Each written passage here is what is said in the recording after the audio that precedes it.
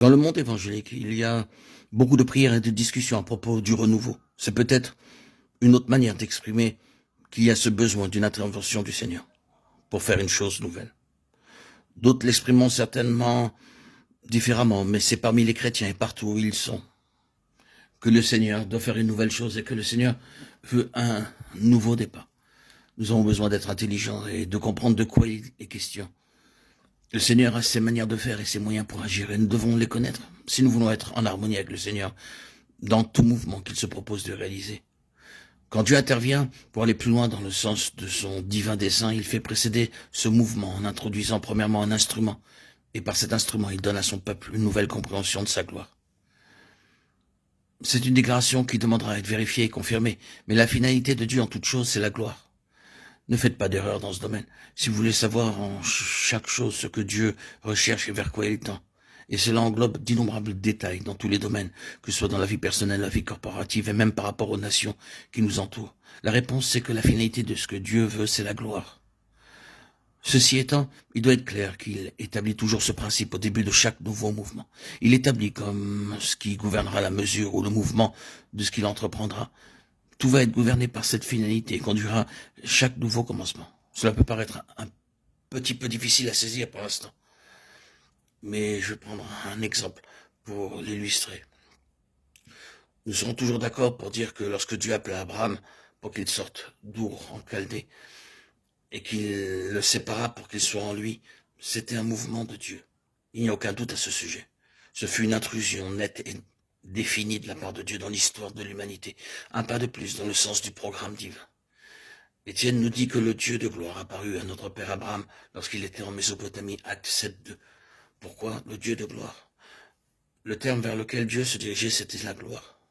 Sa propre gloire dans un peuple pour qu'elle soit manifestée parmi les nations. Il apparaissait donc à Abraham comme le Dieu de gloire. Il faisait de la gloire le principe, la loi, la base de toute sa démarche en l'établissant comme la règle pour progresser par la suite. Quelques siècles plus tard, et Abraham en avait eu la révélation, je vous invite à lire Genèse 15, 13, 16, Acte 7, 6, le Seigneur avait conduit ce peuple hors d'Égypte. Il l'amena au Sinaï, et là, il changea une multitude désorganisée en une nation. À partir du Sinaï, ce fut un nouveau départ. Par la loi, le témoignage et la révélation donnée sur la montagne, le peuple fut constitué en une nation. Et ce fut fait dans la gloire. Moïse monta sur la montagne, vit le Dieu de gloire et redescendit, ayant cette gloire sur son visage.